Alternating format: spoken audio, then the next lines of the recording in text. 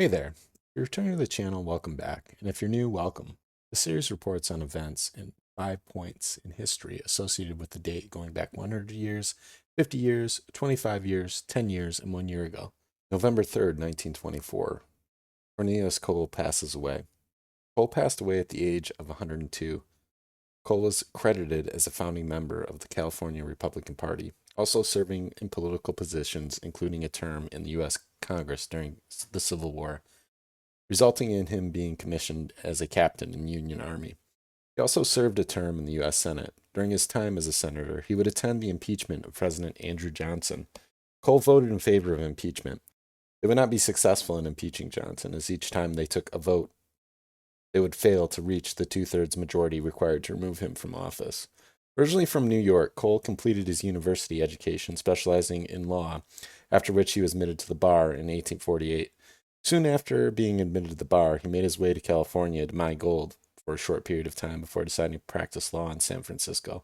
Cole would retire from his political career after his term in the Senate ended in 1873. He returned to practicing law before settling into retirement in 1880. November 3rd, 1974.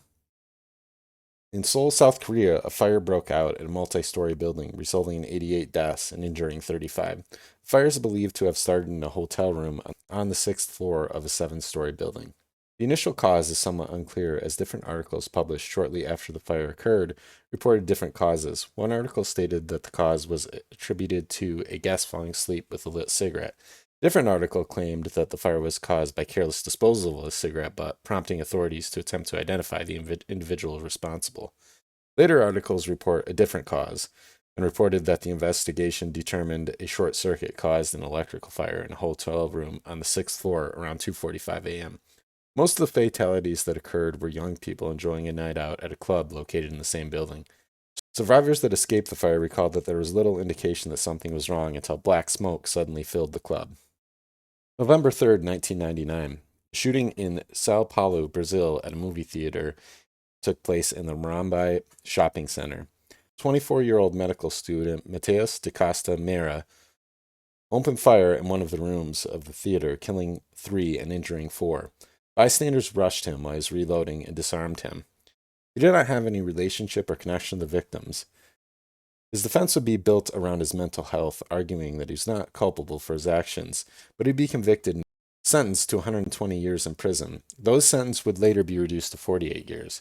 He would be moved from a prison facility to a psychiatric facility after getting into an altercation with a cellmate, allegedly attempting to kill him.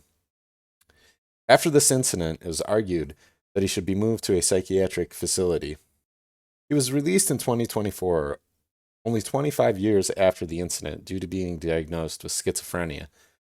Though cross-checking a few articles, it was not clear whether diagnosis was the reason for the transfer from the penitentiary to the psychiatric facility, or if the diagnosis was made after the transfer.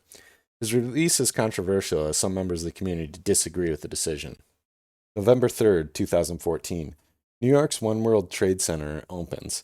Building 1 is the main building of the Trade Center. Several of the buildings that made up the original Trade Center were destroyed in the 2001 terrorist attack. The Twin Towers collapsed and other World Trade Center buildings were severely damaged and had to be demolished. The One Trade Center building is 104 stories, reaching 1,776 feet to the tip of the spire. It is currently the tallest building in the Western Hemisphere. The initial design plan was the result of a contest in the later part of 2002. Architects could submit designs that would be reviewed and voted upon. In early 2003, a design was selected, though there were some changes to the design, as well as bringing in another architect to lead the tower project. And then in 2005, additional modifications would be made, resulting in an almost complete redesign of the initial version. After addressing the initial design concepts, along with settling some other disputes, construction of the main tower began in 2006. Though it would take over 8 years to complete and officially open the main tower, work on some of the other buildings that make up the new World Trade Center began before and during construction of the main tower. For example, 7 World Trade Center began around mid-2002 and completed about a month after work on the main tower began. There are several completed structures on the site, with some projects still in early stages, such as 5 World Trade Center, which has been delayed due to conflicts over the years. Five World Trade Center was initially projected to begin construction sometime in 2024. As of the date this video was recorded, securing financial backing for the project is still in progress. November 3rd, 2023. Multiple U.S. banks experienced deposit delays due to issues with payment processing glitch within the automated clearinghouse network. The error affected deposits that should have been posted on the 1st, 2nd, and 3rd. And though the initial issue was resolved, in some cases customers were claiming that they were still not seeing the deposits in the early part of the following week. Further review by the clearinghouse claimed that the problem was caused by human error, and that less than 1% of deposits were impacted by the issue. Interestingly, this glitch hit about 3 months after Wells Fargo experienced issues with a glitch that caused direct deposits to disappear from some customers' accounts. Not long after, a glitch in the Bank of Ireland system allowed customers to transfer and withdraw bogus funds up to €1,000. The incident caused many customers to try their luck under the false impression that withdrawing funds beyond what they actually have available would be overlooked.